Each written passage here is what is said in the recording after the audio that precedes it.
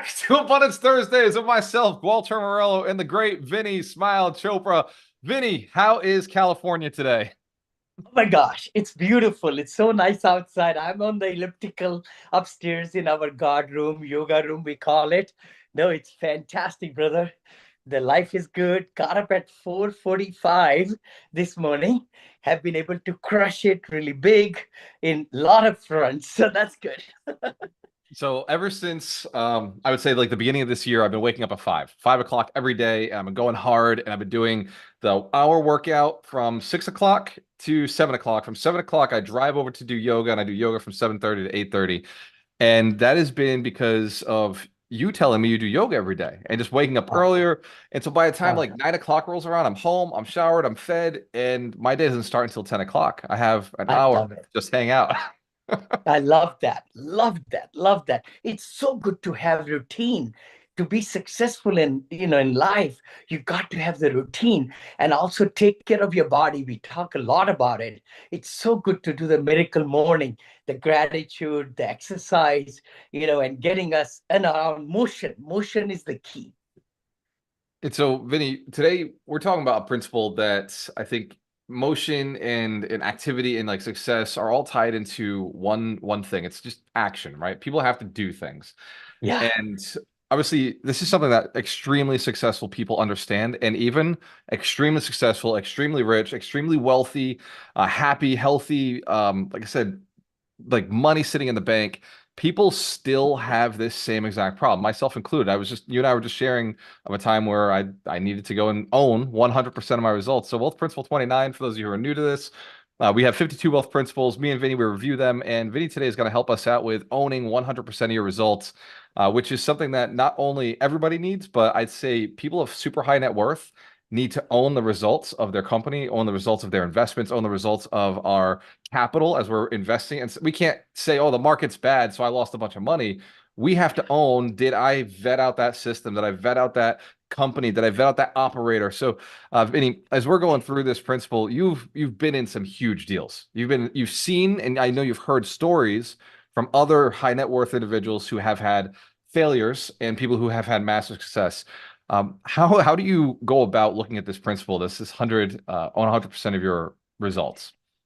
That is the main crust of any CEO, any solopreneur, or entrepreneur like that, who have people under us, around us, and above us. We got to be buck stops with us. To be truthful, the vision we have, the goal setting we do, the systems are put together by the team. But at the end of the day, it's us who are at the chopping block. So by having that kind of attitude and making sure that each department of your different companies, different investments, are they doing their job or not? We need to really stand up and raise our hand and ask them to perform better if they are not, because the results lie with us. Whether it's bad, good, ugly, we are the one to be blamed. So what really boils down to is the attitude, number one. Secondly, being able to transfer the vision. See, the thing is, people don't do things just because you tell them to do. They will not do anything. But if you make them feel special, if you make them feel productive, if you make them feel, that you talk to them and they like you and they want to go for, a lot of length with you. See, I just was talking about to you a little before I bought this 10 bedroom and 9.5 bath home in Scottsdale, Arizona. And it's amazing how I opened up with positivity and abundance mindset that the seller, she was the broker also who was selling it. She's opened her side to me to give me appraisal. Somebody paid for it. She gave me inspection report, 122 pages on that property. She also sent me the list of things she has already taken care of. And I met with her with positive mindset. She opened up more to do even more. And she got the handyman and the contractor to even do more things because we're going to close in 10 days. So I think it's so important that we accept responsibility for the results we are getting. So this is a residential assisted living, not to size Yeah. up. I got 4 steps. You sent me notes, 4 things. I'll review them for everybody on the call. We're going to go through clarity, direction, decision making, self-confidence, and resilience, which is what makes a 100% ownership mentality.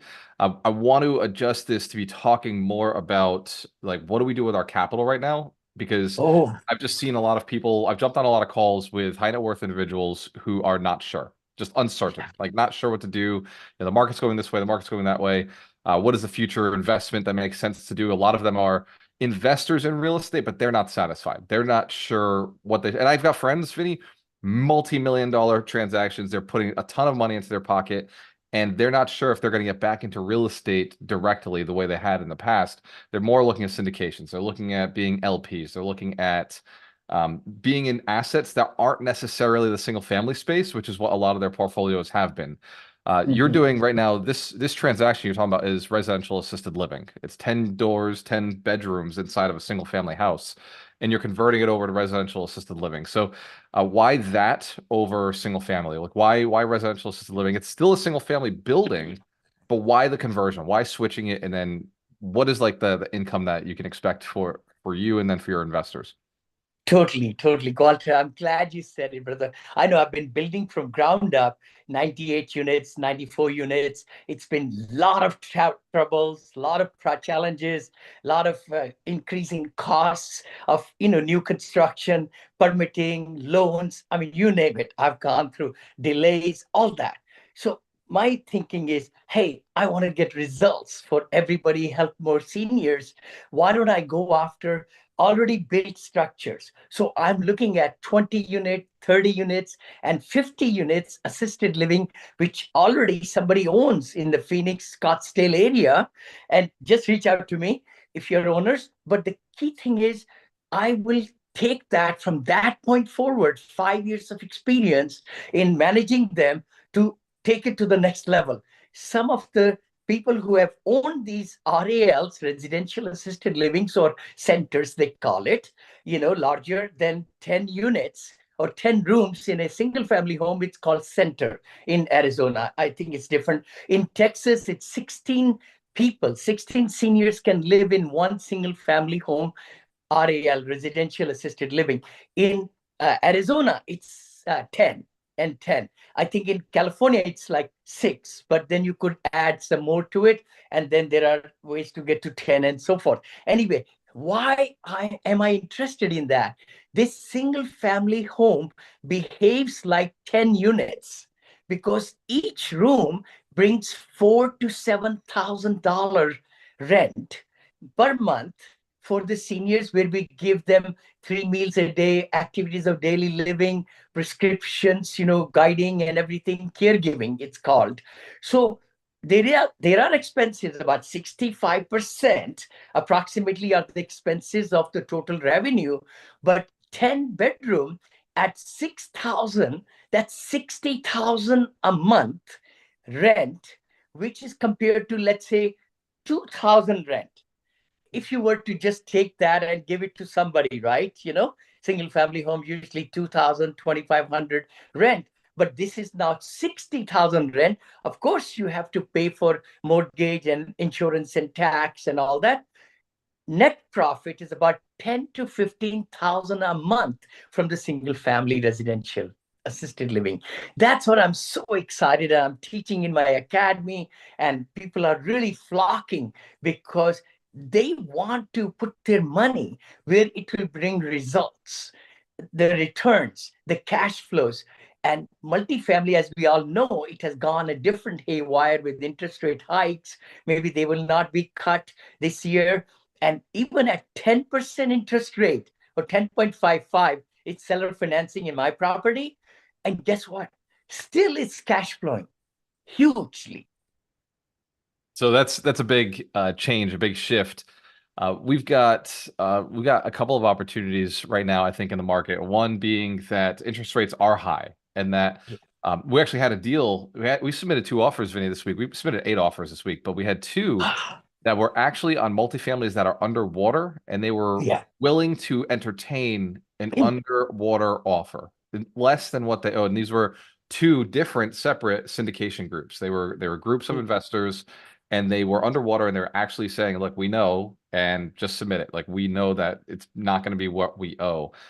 They haven't accepted those offers, but the point is that the conversation we're having is weird. It's different. Like, they're saying, like, I can't refinance out. I've got X amount of months left to refinance out, and they're already in forbearance, or already not closing. So your opportunity fund kind of solves this problem. And you guys are working with companies that are only $500 million and up in AUM.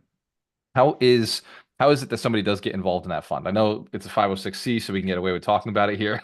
How does somebody Yes, find out about it? we sure can, Gualter. It's been wonderful. We've been really designing this fund, Strategic Income Fund, it's called, Delaware LLC and everything. And we are raising only five, it's a $75 million fund. But we have been looking at so many deals, but we have selected just one or two right now to get into it. So 5 million is only what we are raising, accredited investors, and we are giving them 12% straight. What? LPs get 12% dividends or cash flow, from the, when we invest this money, it's only invested with some very high power, low leverage, properties which are newly built, like 2000, 21, 22, 23, all those. And these are great operators. They have so many millions of dollars into it. This one is not a syndication deal, but we found them, and now they needed only 5 million, and they'll give us like such a great stake in the thing. So that's where we are able to give this high returns, 12% or 10% per year plus the upside. And we are targeting maybe about 16% per year, like that. And we can talk about it because that's what we are doing conservatively, putting together, and it's all legal. PPM is out there, everything. Why are we doing this? See, some of the syndicators who are in forbearance, like you just mentioned, that's their last resort, to sell the asset before it goes into foreclosure, or to get a rate lock. It's called rate lock, so that their interest rates are lower for another year or 2 years. The cost of rate lock has gone way up. It used to be, 100,000 or so for rate lock for a year. Now it's in millions. So lots of things are happening, or they are refinancing it, but the interest rates are not getting cut. So it's almost like they would rather take an offer from you in these two cases, Gualter, save the day. Otherwise, if it goes into foreclosure, all the equity goes to zero. Yep. So actually, they want to talk to you, and you also do very conservative projections and everything, how you'll be able to manage the mortgage, the high mortgage. And, even though you pay low price for the property, you got to really do detailed work as to, does it make sense? And how long can you carry it? And how is the, in that neighborhood, what's the cap rate? Is it going to decrease or increase with these foreclosures coming and all that stuff, right? This So this is exactly the stuff that goes on in the mastermind. This is why, you got to stay relevant. Like, old programs, old coaching, it doesn't work with today, no, which is no. what you're facing and we're facing. So owning 100% of a person's results, these funds are now doing that. You're obviously investing in the ones that are doing that, who are saying, Yes, hey, look, we've got a great asset, we got great investors. The market is shifted, so we just need the capital to get us to the next refinance. Which, we're yes, doing a refinance. yes, We purchased a property 7 months ago, 35 units, and we're still totally. aging the deed, but we're in 12% hard money. So anything is better than that, right? So we went in hard money at 12 instead of hard money at 8. So when we go to refinance at 8, we're okay. Like, we didn't need a 5% or a 4% refi. We were going to be fine at 8 anyway. So a lot of operators didn't think that way. A lot of operators were hoping rates would stay or go lower, and they've been caught, not in a good situation. So what do you say to not just operators, but investors who've lost, right? Because we talk a lot about the operator and the struggle because of the strategic income fund. But what about the investor who maybe, put $500,000 into somebody's deal, and that deal is dead? And I got buddies who put $1 million or $800,000 into somebody's deal, and the deal went to zero. It completely went to zero. A lot of this is Wow. happening in Forex. It's happened in the Oh, crypto space. It's happened in the real estate space. It happens every day in startups. So what do you say to somebody who is a high net worth person? They've lost a big chunk of their net worth. How do they keep that clarity and direction? And how do they stay not thinking, wow, I really made some big mistakes? How do they keep their strength in their decision-making process going forward? wow. I'm so sad. These investors, actually, as a matter of fact, I had a call with an attorney for my client, and they said, Vinny, would we lose the investment? And I have to be totally frank and to give them the right answer. No, you won't, because we have built this up to this much percentage. Every dollar that we spent in, we're going to get more, even if we don't complete the project in this particular one, right? With the construction. But the thing is, you're so right. Once it goes to foreclosure, nobody can save it. All the equity goes to zero, and then the bank loan is the one they will sell it at or whatever, or a little bit above.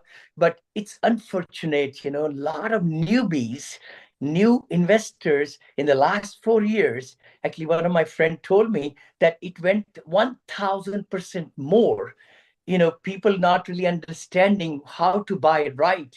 And they kept on paying more and more and more, building, the 3% to 5% increase in rents, which are not happening anymore. Interest rates lowering, from the bridge loan down to the lower, which they are not getting refinancing. They are caught in the rock and hard place. I would say to the highest, high net worth people, please do stringent due diligence.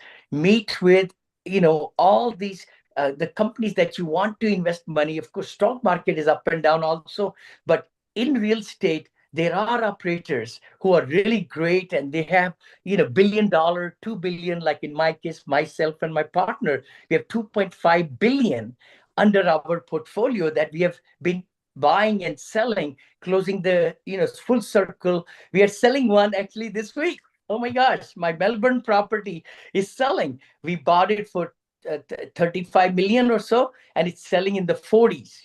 I cannot disclose the price, but the big thing is, operators who are really savvy, they have gone through the 2007, 8, 9, and they are going very resilient, because I've been selling. I've not been buying at all for the last 5 years. Very few assets I've bought, but I've sold so many, over 26 I've sold. So again, the key thing is to really do strong due diligence and get to ask all kind of questions. Meet with the operators and find out what they are saying, right or wrong. How is their mentality? Do they have their money into the game, into the deal? And what's the leverage, LTV, leverage, loan to value, of that? Even with the reduced price, what's that ratio at, so that you can put your money at the right place? So Uh, sorry that, I know I came across one of my investor. I never knew that. He says, Vinny, I lost $2 million. I said, what? How did you not see? But he was investing in some luxury home rehab or something, and they thought it's a quick flip, and the person sold them on the right thing and all, and then it just went like that. Oh my gosh, I feel so sad. Another friend of mine told me about, like, construction. I think he lost everything and they're 500,000. I think sad to know that, very sad. And I know, it's something everybody should really just not be worried about. You want high returns, high returns, high returns, but preserve the capital. And that's what strategic income fund. We have the whole deck. And, Brother Gualter, I can send it to anybody interested. It's 506C for accredited investors only. It just spells out everything. Yeah. and that, so I want to acknowledge resilience. You talked about resilience, talked about clarity, direction. Like that's really evaluating deals, evaluating the operators, making good Yeah. decisions. If you've not made good decisions, let's say, somebody has, like we said, $500,000. I got friends who've lost 800,000 in these different asset classes. Uh, Self-confidence, and even me last year, I dumped like a 250,000 into a Forex trading bot that just went to zero, completely just, gone. And even though 1 month it looked like I had 350,000 and then gone completely out. So how does an investor get the confidence to stay investing, right? Because obviously it's tempting to just put the money in the bank account and say, screw it, I'm out. Like I'll just take a little bit of this and start eating the nest egg instead of leaving Mhm. legacy for kids and family beyond. How do you get the confidence to go back into doing deals and evaluating the deals the right way? Like where does the self-confidence come from?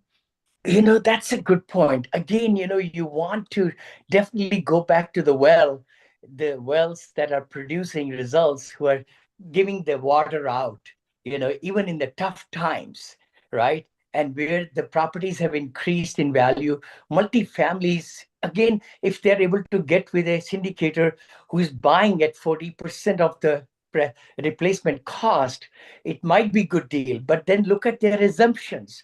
Look at how creatively they're putting whole package together. Don't look at the numbers, but look behind the numbers, and look at the operators and how they are mitigating risk and everything, because you don't want to put money and be sorry about it. That's number one. Secondly, go into the space where there is cash flow out there, which, Gualter, you and I have been talking about residential assisted living, with 76 baby boomers, turning 65, 11,200 every night, and then 70 and 85 ages also, in those ranges, 4,000 every night turning, or 5,000 turning, to that age. It's such a big field, and there is so much shortage. 1.4 million beds we are short in providing for the assisted living and memory care in this country. So please look into those things, and look into those people who are, and myself included, where I've pivoted from hotels, from multifamily, to the assisted living arena, which is more progressive, needed, and AI is really coming into it, and the caregiving at the highest level. You could really make good from smaller investments, actually, because I'm buying this whole house, if I may say that. This could be a good hack for everybody. I'm buying it, paying maybe 300,000, 250 for down payment, which is like for 1.325 is what I'm buying. 200,000 off the seller gave me from the listing price, right? But anyway, then I'm going to get a SBA loan. I already started the application. Now, SBA loan, everybody should learn that 7A or 504 loans, which my brother Bo Eckstein is the specialist in it. He's taking bull by the horn. He's going to get me great loan, SBA, for the real estate and the operation of the business. SBA loan gives you money for both and renovations. So that is mind blowing, that all this 300,000, I'm going to get it back. So I'll own the residential assisted living with very little money left in it, maybe 10%. So like maybe, 15,000 or 20,000, but it's going to make us 15 to 17,000 in my early projections per month. So it's a beautiful way to get into real estate, commercial real estate, and residential. It's residential because it's residential single family home, but it's got 10 rooms, 6 rooms, 8 rooms. So it behaves like a multi-unit. That is probably the best, juiciest tip there is. So if you've lost money, the this principle says it's your fault. Basically, principle 29, own 100% of your results. It's your fault. You evaluated the deal wrong. You evaluated the Yeah. operator wrong. You didn't stay on top of them. Didn't stay aware. You weren't aware of the market. We are sorry for that. Learn your lesson, but stay in Yes. the game. The only people who ever have success are the people who play again, who, well, play right, play well. This is Abundance Thursdays, myself, Gualter Amarelo, and the great Vinney Smile Chopra. Vinney, what piece of advice do you have somebody as we're logging off? Abundance Thursdays every 9 a.m. every Thursday, 9 a.m. Pacific Standard, 12 p.m. Eastern Standard. We love coming here, guys. Please put a notification on, comment, share this episode. It goes into live, and then we do podcast reels also. Thank you so much for joining. I would say the biggest thing is taking action. Just like the today's principle is taking ownership, we take ownership of our actions and results. So remember, we take ownership of actions and results, not just the results. So the key thing is to do both together. If things are not coming to the results column the way you want it, it's our fault. And we should change the actions.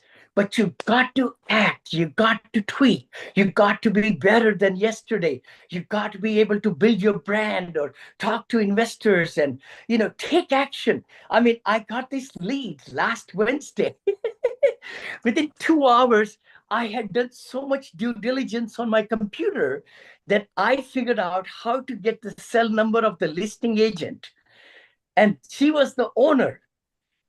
And I didn't put an LOI. Within 5 hours, we put the contract together. I mean, it was mind blowing with the speed we were able to do it. I didn't say every time you could do it, but now she's ready to be on my side of the team and find me 20, 30 units or even 10 bedroom more units because I want to own 10 of them over there in the neighborhood so that we can build a brand. So thank you. Again, the key thing is action. Don't stay outside the field. That's a spectator, but you want to be in it because that's when you get results by being in the game.